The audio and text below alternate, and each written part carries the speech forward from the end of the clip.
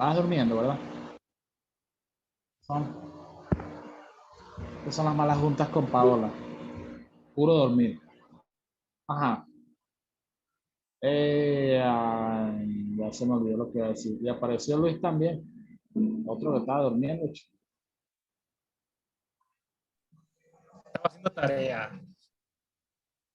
Dejó de llover. Ah, no, está lloviendo todavía. El clima bueno para jugar así, como un juego de terror, como Silent Hill, algo así, una cosa así. Ajá. La clase pasada, ¿dónde quedamos en la clase pasada? En la síntesis de la bilirrubina, ¿no? Ajá. ¿Se acuerdan que en la clase pasada yo les dije que los... Tengo delay. Internet está un poco pesado. Bueno, en la clase pasada yo les dije que el vaso, o mejor dicho, que los glóbulos rojos tenían una vida media de 120 días, ¿verdad? Y que el vaso era el encargado de destruir los glóbulos rojos cuando cumplían 120 días de vida media. ¿Ok? Ahí es donde inicia la síntesis de la bilirrubina. Cuando el glóbulo rojo es destruido dentro del vaso, ¿ok? Cuando cumple los 120 días de vida media. ¿Qué ocurre? Acuérdense que cuando se destruye el eritrocito, se toma la hemoglobina, ¿ok? La hemoglobina se va a dividir en su grupo hemo y globina, ¿ok? La globina se va a degradar en aminoácidos, ¿ok? ¿Para qué son esos aminoácidos? Para formar más globina cuando lo necesitemos o para formar otro tipo de proteínas en caso de necesitarlo, ¿ok? Eso es lo que pasa con la globina. Con el grupo hemo, lo que ocurre es que una enzima llamada hemooxidasa que se encuentra en el vaso, hemooxidasa, transforma el grupo hemo en óxido carbónico, hierro y biliverdina, ¿ok? El óxido carbónico se elimina por la orina. El hierro se va a unir a la transferrina, ¿ok? Y la transferrina va a transportar el hierro a dos sitios. Lo transporta a la médula ósea, ¿para qué? Para producir más hemoglobina, ¿ok? Para usar ese hierro para producir más hemoglobina. Y a su vez, la transferrina transporta el hierro también hacia el hígado. ¿Para qué? Para almacenar el hierro en forma de ferritina en caso de que lo necesitemos, ¿ok? ¿Hasta aquí me entienden? ¿Hasta aquí me entienden? Sí. Bueno, yo no, la verdad, no entendí muy bien lo de... Se supone que eso viene de la hemoglobina, ¿no? Porque se supone que los glóbulos rojos mueren, pero no entiendo esa parte. Los glóbulos rojos son desintegrados. Ajá, Lo único que vamos a conservar es la hemoglobina. ajá, Acuérdense que la hemoglobina está constituido de grupo hemo y globina. Y el grupo hemo está constituido por hierro y pirrol. ajá. El pirrol se va a transformar en óxido carbónico y biliverdina. Y el hierro se une a una molécula llamada transferrina que lo va a transportar al hierro a la médula ósea para producir más hemoglobina. Y al hígado para almacenarlo en forma de ferritina. Almacenamos el hierro en caso de que lo necesitemos lo sacamos. ¿Me explico? Ya, ahora sí. Ajá.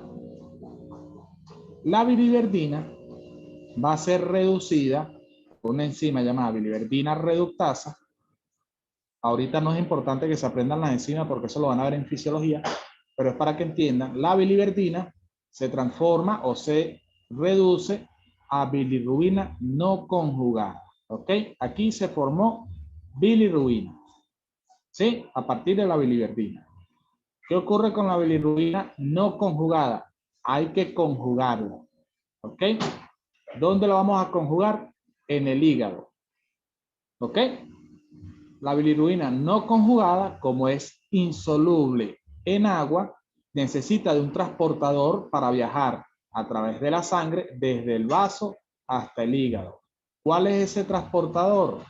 La albúmina, ¿ok? Entonces la bilirrubina se une a la albúmina y es transportada desde el vaso hasta el hígado, ¿ok? Cuando llega al hígado, la bilirrubina suelta la albúmina, ¿verdad? Y cuando llega al hígado, esta bilirrubina se va a unir principalmente con ácido glucurónico, ¿ok? Una enzima llamada UDP glucuronil transferasa une al ácido glucurónico a la bilirrubina. ¿Para qué? Para conjugar la bilirrubina y formar bilirrubina conjugada, ¿ok? Y aquí conjugamos la bilirrubina. ¿Para qué conjugamos nosotros a la bilirrubina? Para unirla a la bilis. Ojo, bilis y bilirrubina no es lo mismo. La bilis es una sustancia que contiene a la bilirrubina. ¿Y para qué es la bilis? La bilis va a ser liberada al duodeno, al inicio del intestino delgado, con el fin de que la bilis degrade o digiera a las grasas, ¿ok? Si las grasas no son digeridas, perdón, si las grasas no entran en contacto con la bilis, no van a ser digeridas, ¿ok? Por eso es necesario la bilis y por eso es necesario conjugar a la bilirrubina, ¿sí? ¿Qué ocurre? La bilirrubina unida a la bilis es liberada por el hígado, ¿ok? Y almacenada en la vesícula. La vesícula la mantiene almacenada. Cuando llega grasa al intestino, al duodeno, la vesícula biliar libera la bilis con la bilirrubina conjugada al duodeno, ¿ok? Cuando la bilirrubina llega al duodeno, las bacterias que tenemos nosotros normalmente en el duodeno, las bacterias que forman parte de nuestra flora normal, van a transformar a la bilirrubina en urobilinógeno, ¿ok? Urobilinógeno. Y con el urobilinógeno van a pasar tres cosas. La primera es que se va a oxidar, el 80% del urobilinógeno se va a oxidar y se va a transformar en estercobilina. La estercobilina es lo que le da el color a las heces, ¿ok? Las heces son de color verdoso, no sé qué color es ese, gracias a la estercobilina, ¿ok? ¿Sí? Y a su vez, el 18% del urobilinógeno es reabsorbido y devuelto a la circulación hepática. ¿Para qué regresa el urobilinógeno a la circulación hepática? Para transformarlo nuevamente en bilirrubina, conjugarlo, ¿ok? Y nuevamente liberarlo junto con la bilis, ¿ok? O sea, parte del urobilinógeno se reabsorbe para poder formar más bilirrubina. Así aseguramos que nosotros siempre tengamos bilirrubina en el organismo. ¿Qué ocurre también? El 2% de ese urobilinógeno es absorbido por la sangre, ¿ok? Lo absorbe, pasa a la sangre a través de las arterias, de las venas mesentéricas. Repito, el 2% del urobilinógeno pasa a la sangre e inmediatamente se transforma en urobilina. La urobilina pasa a las vías urinarias, donde va a darle el color característico a la orina, ¿ok? La urobilina es lo que le da el color característico a la orina. Y así se cumple el ciclo de la bilirrubina. ¿Me entendieron o no me entendieron?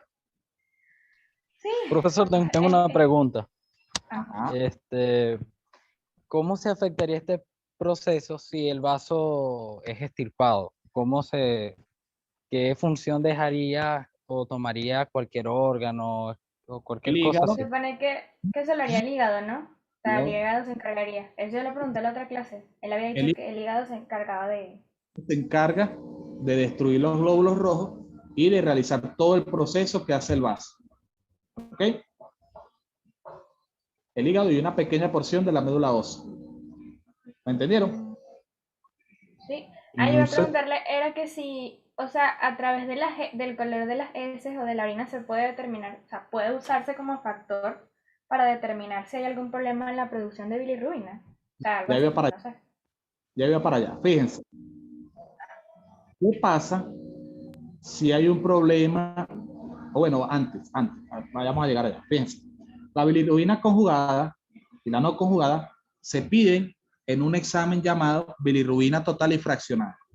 Ustedes piden ese examen, favor realizar bilirrubina total y fraccionada, y les traen el resultado y va a aparecer bilirrubina total bilirruina indirecta y bilirruina directa. La bilirruina indirecta es la no conjugada. La bilirruina directa es la conjugada. ¿Ok? Entonces, fíjense, hay que usarla. Esto se basa en usar la lógica. Si el paciente tiene una alteración en el hígado, ¿verdad? Está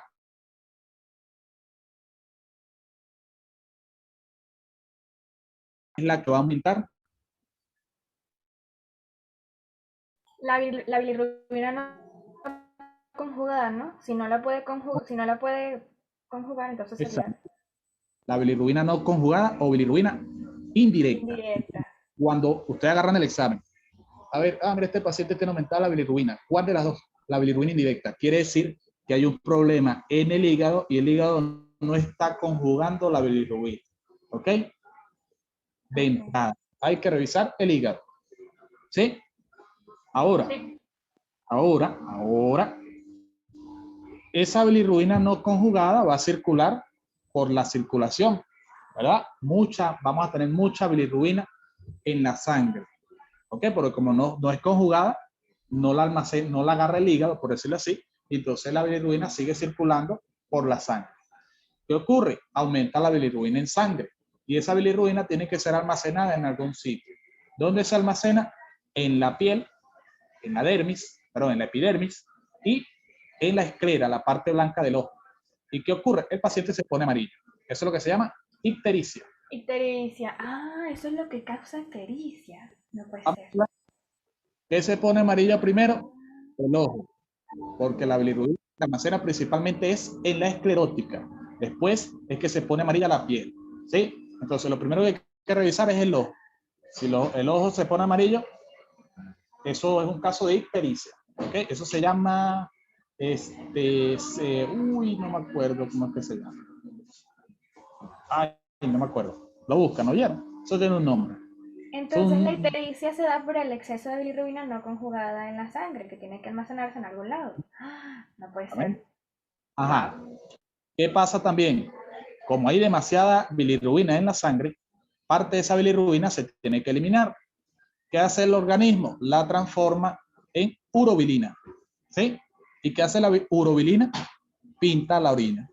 Entonces, como hay demasiada urobilina, usted le pregunta al paciente, ¿de qué color está orinando? Uy, está orinando de color muy amarillo, casi rojo, como Coca-Cola. Ah, ¿verdad? Eso quiere decir que tiene coluria. Eso se llama coluria. Quiere decir que está aumentada la bilirrubina en la sangre. ¿Se entendió? Sí. Sí. Sí, doctor. Ajá. Otra cosita. Supongamos que el hígado no es el que está afectado, sino que el que está afectado es la vía biliar. Y la bilirrubina conjugada no puede ser liberada al duodeno. ¿Cuál de las dos bilirrubinas va a estar aumentada? Si es así, debería La ser conjugada. la bilirrubina conjugada. O la Conjugada directa. o bilirrubina directa. En el examen le va a aparecer bilirrubina directa. Esa es la bilirrubina conjugada. Entonces, cuando está aumentada la bilirrubina conjugada, hay que pensar que es algo que está obstruyendo a la vía biliar y que no está permitiendo que la bilirrubina caiga en el duodeno. ¿Ok? Por eso está aumentando la bilirrubina conjugada. El hígado no tiene problema. El problema está en las vías biliares. ¿Ok? Los cálculos biliares pueden provocar eso, ¿no? Los biliares, Claro. que eso se llama coledocolitiasis. Ajá. En ese Doctor, caso, y si el vaso está afectado, entonces las dos bilirrubinas estarían mal, ¿no? exactamente.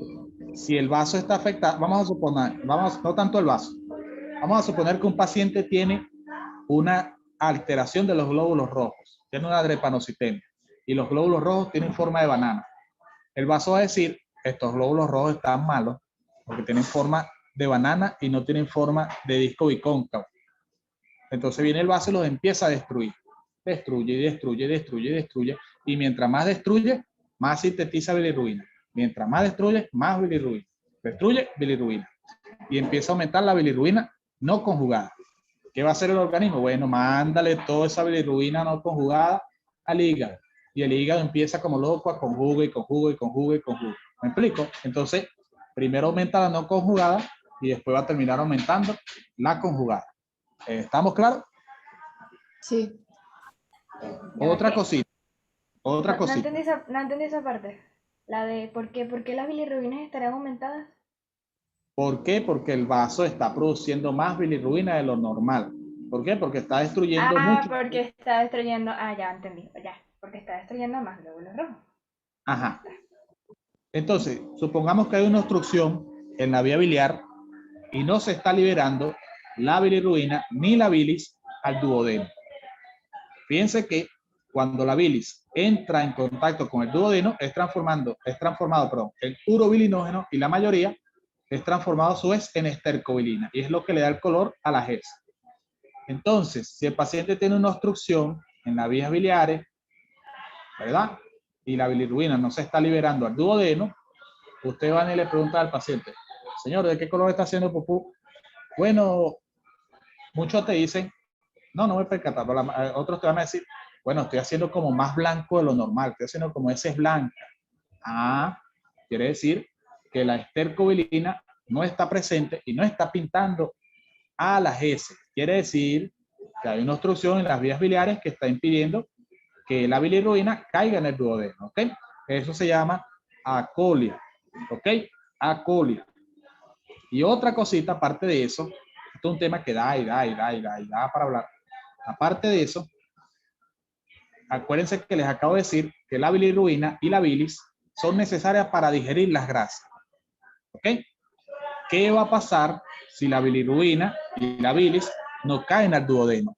Las grasas no se degradan y no se pueden absorber, de manera que nuestras heces van a contener grasa. ¿Por qué? Porque no están siendo digeridas. ¿Cómo hacen ustedes para saber que las heces tienen grasa? Usted nos explicó que era cuando flotan, ¿no? Le pregunta al paciente, señor, esas heces, cuando usted hace pupú, las heces flotan. Sí, eso es estiatorrea. El paciente tiene grasa en las heces. Eso no es normal. ¿Ok? Eso quiere decir que no se está liberando la bilis a la segunda porción del duodeno. ¿Me entendieron? Sí. Es por eso que los... Ajá.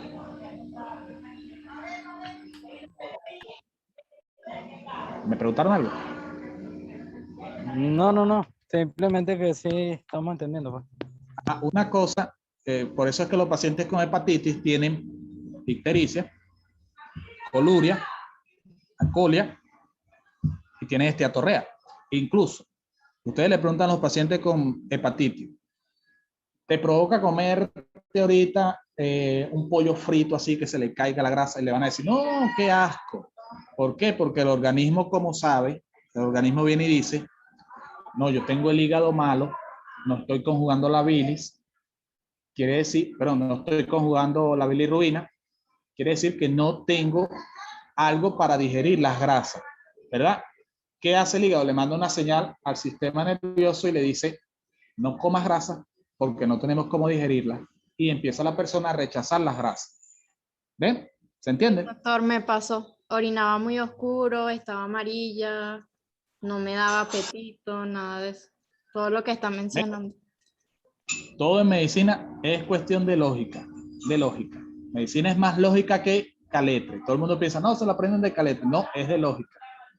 Ajá, seguimos. Vamos ahora con el tema de glóbulos blancos, de leucocitos.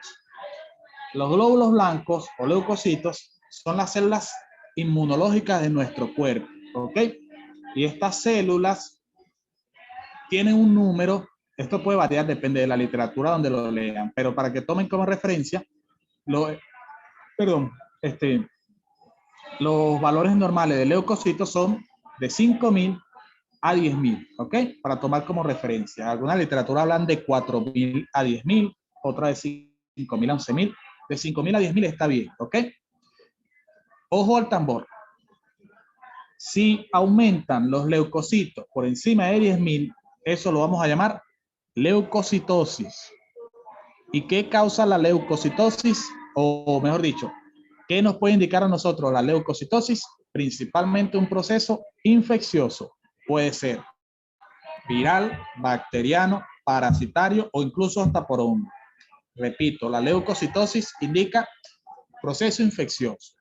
Pero cuando un paciente tiene algo inflamado, vamos a suponer que un paciente tiene la rodilla inflamada, puede suceder que encuentren los leucocitos aumentados, ¿ok? Porque las células blancas, los leucocitos, también actúan en la respuesta inflamatoria, ¿ok? Eso con la leucocitosis. Una cosa con la leucocitosis también, que he visto bastante, cuando un paciente presenta unos leucocitos por encima de 30.000, por encima de 30.000, eso se llama reacción leucemoide. Y eso puede ser un indicio de leucemia, ¿ok? Hay que estudiarlo, hay que mandarlo al hematólogo y que el hematólogo lo estudie. Yo he visto muchos médicos que agarran la hematología y los leucocitos en 60.000, una vez lo vi así, 60.000. No, eso es una infección, no, tremenda infección, eso es lo que era una leucemia, ¿ok? Entonces, ojo con eso. Y si los glóbulos blancos disminuyen por encima, por debajo de 5.000, lo vamos a llamar leucopenia. ¿Y qué nos indica la leucopenia? Nos indica una infección viral, porque las infecciones virales cursan con leucopenia. Nos puede indicar un estado de inmunosupresión, que es lo que llaman comúnmente que las defensas están bajas, o nos puede indicar también una leucemia, ¿ok? Pero claro, la leucopenia, para que sea una leucemia, tiene que ser muy acentuada, que el paciente tenga leucopenia, piense en una infección viral o un paciente inmunosuprimido. Doctor, una pregunta. Muy ¿Y bien. por qué los esteroides causan inmunodepresión? ¿Por qué los esteroides causan inmunosupresión? Porque disminuye el número de glóbulos blancos, ¿ok? Los esteroides en realidad son por dos causas. La primera es que disminuye el número de glóbulos blancos. Los esteroides hacen que la médula ósea disminuya la producción de glóbulos blancos. Y además hacen que el proceso de replicación de glóbulos blancos en los ganglios linfáticos no se produzca. Eso, bueno, hay que dar una clase de inmunología para que entiendan. Pero en pocas palabras es eso. Y la otra causa es que los esteroides producen supresión de la respuesta inflamatoria, ¿ok? Porque los esteroides van a inhibir la respuesta inflamatoria. Y al inhibir la respuesta inflamatoria, no existe el mecanismo de defensa que tenemos nosotros para poder actuar o para poder resistir una infección, ¿ok? ¿Me explico? Ah, ok. O sea, que si una persona sufriera de algún dolor crónico y se automedicara con algún, por lo menos con acetaminofén o algo así, podría sufrir de leucopenia a largo plazo. Ya que dice que los No, esteroides, ¿no? no. Acetaminofén es un analgésico antiinflamatorio y no esteroideo. Ah, ¿Sí? verdad, cierto. Ya, es de los Los sí, sí, sí. esteroides anabólicos Y en el son, caso de que sea esteroideo, si es en caso, esteroideo, una persona lo consume a largo plazo, sí puede pasarle. sí, sí señor, sí señor. Ah, Los esteroides no se usan a largo plazo, tienen que usarse a corto plazo. De hecho, sucede mucho en el COVID. Los Ah, por eso le esteroides, pregunto, porque como mi papá tuvo COVID, le mandaron muchas vitaminas porque tenía inmunodepresión por los esteroides. exactamente, ujú. exactamente. Claro, en el caso del COVID, un paciente que esté grave, que empieza a desaturarse, uno le coloca muchos esteroides para tratar de inhibir justamente la respuesta inflamatoria que causa el COVID, la respuesta inflamatoria que causa en la vía respiratoria el COVID, con el fin de evitar que caiga una sepsis, ¿ok? Esa es la función de los esteroides. Por eso es que ustedes ven los pacientes con COVID, esteroides, esteroides, esteroides, esteroides. Pero cuando salen de eso, salen como pacientes inmunosuprimidos y hay que administrarle vitaminas. Y los pacientes que presentan COVID leve, no hay que administrarle esteroides. ¿Por qué? Porque los pacientes con COVID, en caso de COVID leve, ellos su mismo sistema inmunológico va a suprimir la enfermedad. ¿Ok?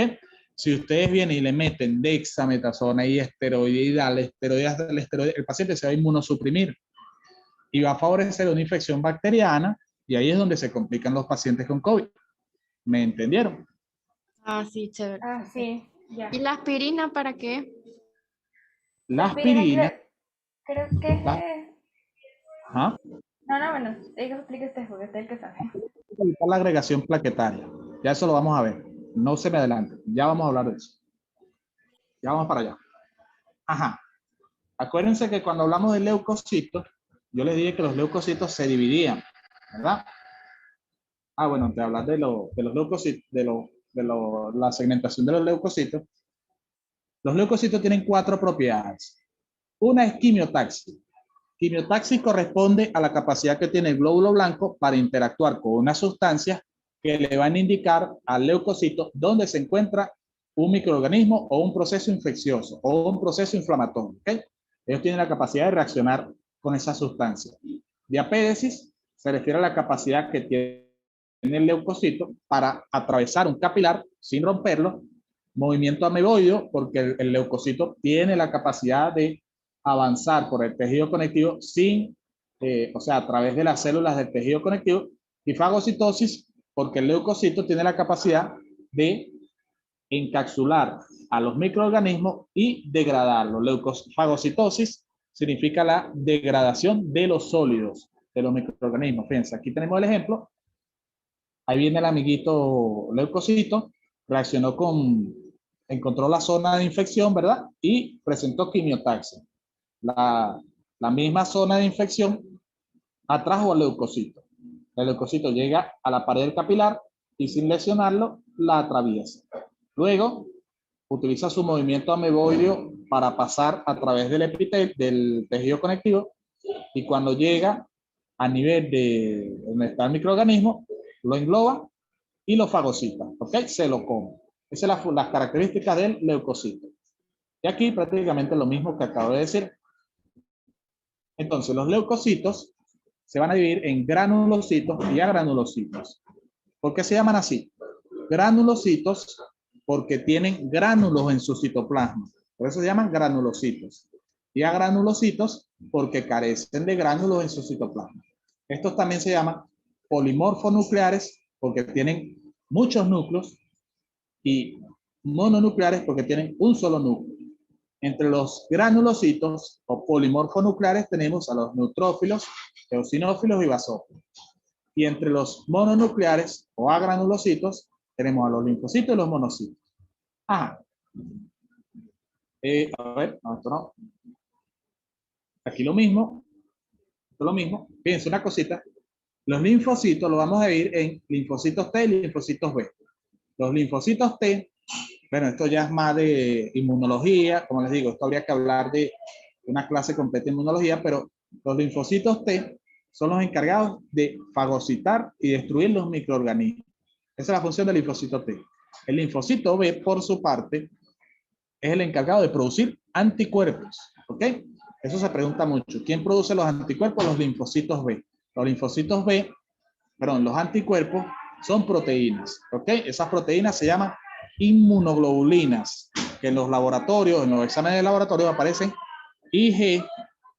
IG significa inmunoglobulina y son de 5 tipos. Inmunoglobulina A, D, E, M y G. Eso por ahora no nos interesa, pero acuérdense, los linfocitos B son los que producen anticuerpos y los T son los encargados de neutralizar y destruir a los microorganismos. Los linfocitos B tienen una característica cuando producen anticuerpos y es que, fíjense, cuando nosotros nos invade un microorganismo, se activan los linfocitos T y los linfocitos B. ¿Ok? ¿Qué hacen los linfocitos B? Producen anticuerpos. Esos anticuerpos van a reconocer a una serie de proteínas o de elementos que están en la superficie del microorganismo, ¿ok? Y van, digamos que los anticuerpos van a marcar al microorganismo y le van a decir a los linfocitos T, mire, vengan, este es el microorganismo, comiencen a destruirlo, ¿ok? Y a su vez los anticuerpos, una vez que destruyen al microorganismo, los anticuerpos quedan con memoria, ¿ok? Eso se llama memoria celular. Los anticuerpos vienen y dicen, ah, bueno, mira, esta infección fue causada por este microorganismo que tiene estas proteínas. Ok, vamos a guardárnoslos por aquí. Vuelve el paciente a infectarse por ese microorganismo. Van los anticuerpos y dicen, ah, pero este lo conozco ya. Mira, ataquen a este microorganismo de esta forma porque así fue que lo eliminamos la última vez. Eso se llama memoria, ¿ok? Ese es el principio de las vacunas. ¿Qué hacen las vacunas? Administrar un virus atenuado o administrar una proteína que activa una respuesta inmunológica. ¿Cuál es la función? Que los linfocitos B produzcan anticuerpos para que esos anticuerpos reconozcan al microorganismo, ¿ok? ¿Sí? Y una vez que el paciente sea expuesto a ese microorganismo, ya el organismo esté preparado para destruir a ese microorganismo. Contra la lengua. ¿Me entendieron? Sí, doctor. Sí. Ok, seguimos. Seguimos.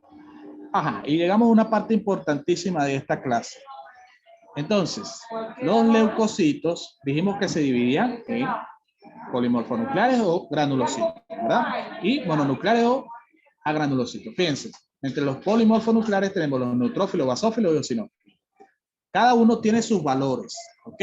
Cada uno tiene sus valores. Esos valores se los van a poner en la hematología. Usted le da una hematología, niveles de hemoglobina, cantidad de eritrocitos, cantidad de plaquetas, cantidad de hematocritos, le va a aparecer volumen corpuscular medio, concentración de hemoglobina corpuscular media, y también les va a aparecer glóbulos blancos. Le aparece total de leucocitos y la serie blanca. La serie blanca es que le aparece cuántos neutrófilos hay, cuántos basófilos hay, cuántos eosinófilos hay, y así sucesivamente. Y eso tiene un valor normal. Fíjense, los neutrófilos tienen un valor de 2.500 a 7.500 células por milímetros cúbicos. Normalmente en la hematología aquí en Venezuela aparecen en porcentaje. El porcentaje normal de neutrófilos que debe haber en el cuerpo es de 50 al 70%. ¿Ok?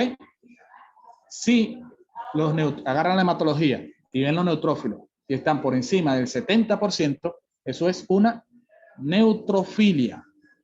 Neutrofilia. ¿Qué indica la neutrofilia? Una infección bacteriana. El paciente tiene una infección y es de carácter bacteriano. ¿Okay? Hay literaturas que aceptan hasta 75%. ¿Okay? O sea que un paciente que tiene una neutrofilia de 73% no es necesario mandarle antibiótico. Ahora, tiene más de 75%, tiene una infección bacteriana el paciente. Si el paciente, ustedes revisan la hematología y en lugar de estar aumentado, los neutrófilos están por debajo del 50%, eso se llama neutropenia. ¿Qué indica la neutropenia? Normalmente indica o una infección viral o un estado de inmunosupresión. ¿Ok? Doctor, y si está, por ejemplo, en 49.8, no importa. No importa, porque no está tampoco tan bajo. ¿Ok? Tiene que ser un valor bien acentuado. 45, 40, 35. ¿Me entienden? Ajá. Los basófilos tienen un valor de 0.1 al 1%. ¿Ok? Los basófilos, cuando aumentan por encima del 1%, se llama basofilia. ¿Ok? La basofilia puede estar presente en casos de alergia. ¿Ok? Sin embargo, los basófilos casi nunca están aumentados. Nunca están aumentados. ¿Ok? Ajá. Los eosinófilos, por su parte, tienen un valor de 1 al 4%. Cuando los eosinófilos aumentan, se llama eosinofilia. ¿Ok? Eosinofilia. La eosinofilia nos puede indicar dos cosas. La primera es una infección por un parásito. Vemos la hematología. Uy, mira, tiene los eosinófilos aumentados por encima del 4%, ya en 5%. Ahorita en 5%, eso es una eosinofilia. El paciente puede tener una infección parasitaria, por supuesto. Esto se tiene que correlacionar con la clínica.